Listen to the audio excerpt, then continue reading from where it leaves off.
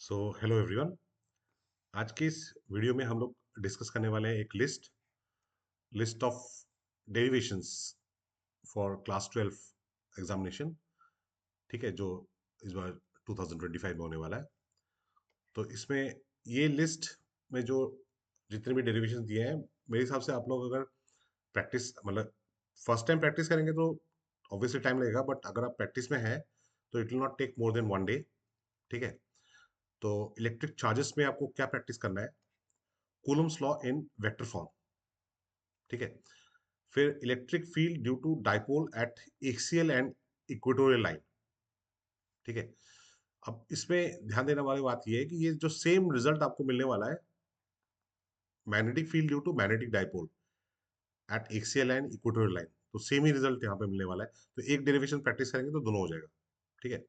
फिर आपका हो गया torque on dipole in uniform electric field. ठीक है। Tau is equal to P cross E. ठीक है। अच्छा, यहाँ पे और एक बात है, देखो। अब जैसे तुमने ये डेरिवेशंस प्रैक्टिस कर लिया, ठीक है, मगर ये डेरिवेशन आपको बाय हार्ट नहीं करना है। ठीक है, क्योंकि एग्जाम में आपके मतलब मेमोरी बेस्ड क्वेश्चंस आजकल कम आता है, मतलब पहले जैसा ट्रेंड नहीं रहा। लास्ट 4-5 ईयर्स में कॉन्सेप्चुअल क्वेश्चन ज्यादा आते हैं। तो आपने जैसे ये डेरिवेशन आपको ये पता लगी tau is equal to P cross E. ठीक है। तो मतलब यहाँ पे आपको ये पता होना चाहिए कि this is tau is equal to P E sine theta. ठीक है। और ये जो थीटा है, theta is the angle between P and E. तो यहाँ पे आपको पता होना चाहिए कि पी और ई क्या है। ठीक है। अब एग्जाम में अगर पूछ लिया कि टाउ किस कंडीशन में टॉर्क जीरो होगा, ठीक है, किस कंडीशन में टॉर्क मैक्सिमम होगा, तो आपको डेरिवेशन पता है, बट उसमें अगर कुछ चीजें चेंज, क्वांटिटीज अगर चेंज करते हैं तो फिर क्या हो रहा है, तो वो चीजें आपको मतलब कॉन्सेप्ट पता होगा तभी आप आंसर कर पाओगे। तो चीजों को समझ के करना है। ठीक है। Proof of Gauss's theorem. ठीक है। जितने भी थ्योरम्स है ना, थ्योरम है, लॉ है, उनको तो पूरा एकदम उसमें कुछ मतलब उसमें कुछ छोड़ना ही नहीं है। No compromise. ठीक है। फिर आ गया ये गॉस थ्योरम के कुछ एप्लीकेशंस है। Electric field due to long straight wire, uniformly charge infinite plane sheet, uniformly charge thin spherical shell. ठीक है। अब इसमें आपके ग्राफ भी पूछ सकते हैं। ग्राफ दैट इज जैसे लाइन चार्ज के लिए E equal to lambda by twice pi epsilon not r. तो आर डिस्टेंस है, तो variation of electric field with distance, इसका ग्राफ कैसा होगा? ऐसा होगा, डिस्टेंस बढ़ेगा, इलेक्ट्रिक फील्ड डिक्रीज होगा। ठीक है। प्लेन शीट के लिए E is equal to sigma by epsilon not.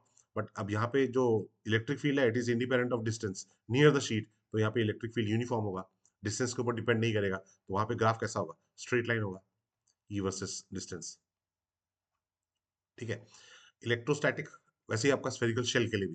ठीक है। स्फेरिकल शेल में electric field inside it is zero. ठीक है। सरफेस में मैक्सिमम होता है।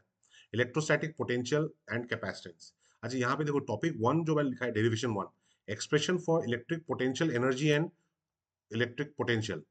मतलब आप पोटेंशियल एनर्जी का अगर आपने डेरिवेशन प्रैक्टिस कर लिया, 1/4 pi epsilon not q, q not by r, या Q1 Q2 बाई आर, तो potential is nothing but potential energy per unit charge. तो ये वाला डेरिवेशन प्रैक्टिस करने से, एक स्टेप करने से आपका पोटेंशियल का आंसर आ जाएगा। ठीक है। Electric potential due to dipole, very important. ठीक है। फिर capacitance of a parallel plate capacitor, ये विद डाइलेक्ट्रिक विदाउट डाइलेक्ट्रिक, ये दोनों आप इसमें प्रैक्टिस कर लीजिए। फिर एनर्जी स्टोर्ड इन कैपेसिटर। ठीक है। अच्छा, फिर आगे बढ़ते हैं। करंट इलेक्ट्रिसिटी में क्या क्या पढ़ना है? Drift velocity. अब ड्रिफ्ट वेलोसिटी का जो वी, अब जैसे देखो यहाँ पे भी चीजें, क्या चीज आपको समझने के लिए, जैसे ड्रिफ्ट वेलोसिटी का एक्सप्रेशन आपने डिराइव कर लिया कि आपको आ गया ई ई टाउ बाय एम। अब ये आप लोग के क्लास नोट्स में, कई नोट्स में ये एक्सप्रेशन ऐसा होगा। ठीक है। क- कईयों ने ऐसा लिखा होगा वी डी वेक्टर फॉर्म में, माइनस ई ई टाउ बाय एम। ठीक है। बट अब अब आपने यहाँ पे अगर रिजल्ट छोड़ा है तो आपके 1 मार्क्स कट होएगा। आपने यहाँ पे अगर रिजल्ट छोड़ा है तब भी आपके हाफ मार्क्स कट कट जाएगा। ठीक है। फिजिक्स में एक चीज याद रखना कि जैसे अगर फाइनल जो रिजल्ट आता है ना, ठीक है, जैसे फाइनल रिजल्ट ही आ गया, ड्रिफ्ट वेलोसिटी का एक्सप्रेशन निकल गया। अब यहाँ पे आपको ये भी चीज समझाना है कि जो यहाँ पे माइनस साइन है, ठीक है, what is the significance of this minus sign? ये चीज याद रखना, कोई भी एक वेक्टर क्वांटिटी है ना, जैसे vector A is equal to some lambda into b. ठीक है। अब इनके बीच में अगर एक कुछ भी साइन नहीं है, मतलब यहाँ पे पॉजिटिव साइन है इसका मतलब, तो पॉजिटिव साइन का मतलब है कि दोनों वेक्टर सेम डायरेक्शन में। बट अगर सपोज कर लो A vector A is equal to minus lambda, lambda कोई एक स्केलर क्वांटिटी है टाइम्स बी। अब यहाँ पे अगर एक माइनस साइन आ गया तो इसका मतलब ये जो वेक्टर क्वांटिटी दोनों है ना, these vector quantities are in opposite direction. तो यहाँ पे drift velocity is a vector quantity, electric field is a vector quantity. यहाँ पे एक माइनस साइन आ रहा है, तो ये माइनस साइन ये शो कर रहा है कि जो ड्रिफ्ट वेलोसिटी है of free electrons it is opposite to direction of electric field. ठीक है, तो वो चीज आपको लिखना है कि what is the significance of that negative sign, even if it is not asked. अगर कोई रिलेशन आपको डिराइव करने के लिए आया है ना, तो फाइनल जो रिजल्ट है उसका क्या मतलब है, मतलब ठीक है, वहां पे अगर पॉजिटिव साइन है, वहां पे नेगेटिव साइन है, तो उसका क्या मतलब है, वो चीजें आपको वहां पे बताना है। फिर ये जो relation between current and drift velocity, ये तो कई बार एग्जाम में रिपीटेड क्वेश्चन है। ठीक है, आपके स्कूल के टेस्ट में वगैरह में भी ये पूछा गया होगा। Expression for resistivity and conductivity. ठीक है, अब यहाँ पे देखो रेजिस्टिविटी का जो एक्सप्रेशन है, ये rho is equal to M by N E square tau. ठीक है, अब डिराइव तो कर लिया, बट हमको ये चीज समझ में नहीं आया कि how does the resistivity of conductor varies with the temperature. ठीक है, how does the resistivity of semiconductors varies with temperature. तो कंडक्टर के लिए rho inversely proportional to tau होता है, और सेमीकंडक्टर्स के लिए rho inversely proportional to n होता है। N is number of free charges per unit volume. तो ये जो चीजें हैं, ये चीजें आपको पता होनी चाहिए, एनसीईआरटी पढ़ोगे तब ये चीज क्लियर होगी। ठीक है, तो एनसीईआरटी में ये चीज क्लियरली ये सब चीजें दी हुई हैं। फिर आ गया हम लोग moving charges magnetism, magnetic field due to current loop at a point on the axis. ठीक है, using Biot Savart's law, very important है। फिर force on current carrying conductor in external magnetic field F equal to I L cross B, F equal to I L cross B, ये वाला relation, force between parallel currents. ठीक है, फिर यहाँ से definition of 1 ampere, torque on current loop external magnetic field, और इसी के बेसिस पे working of moving coil galvanometer, moving coil galvanometer का वर्किंग, उसका complete derivation, and how will you convert galvanometer into ammeter and voltmeter. ठीक है, ये list का पीडीएफ आपको मेरे ऐप में मिल जाएगा, वहां से आप लोग डाउनलोड कर सकते हो। ठीक है, इलेक्ट्रोमैग्नेटिक इंडक्शन, इस चैप्टर से self inductance of solenoid, energy stored in inductor, and mutual inductance of pair of coils, इसका एक सॉल्व एग्जांपल है। और पेयर ऑफ सोलेनॉइड्स, ये तो एनसीईआरटी में डेरिवेशंस का दिया हुआ है। ठीक है, सेल्फ इंडक्टेंस ऑफ सोलेनॉइड, ये भी एनसीईआरटी में डेरिवेशन दिया हुआ है।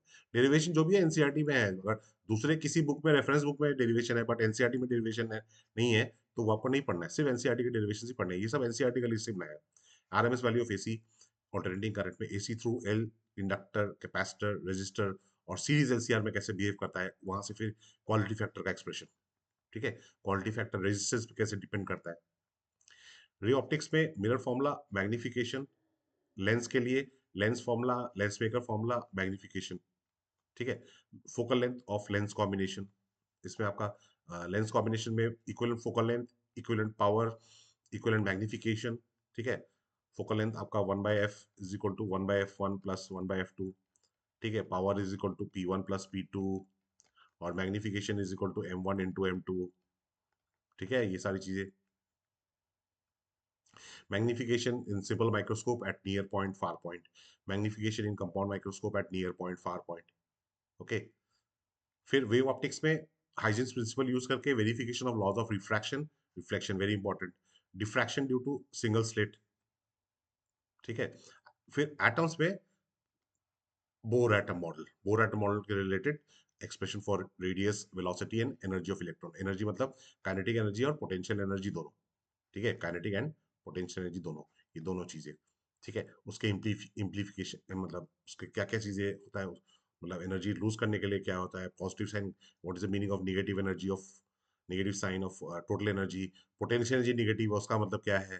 ठीक है, अब टोटल एनर्जी नेगेटिव जो है वो तो शो करता है कि electron is bound to the nucleus.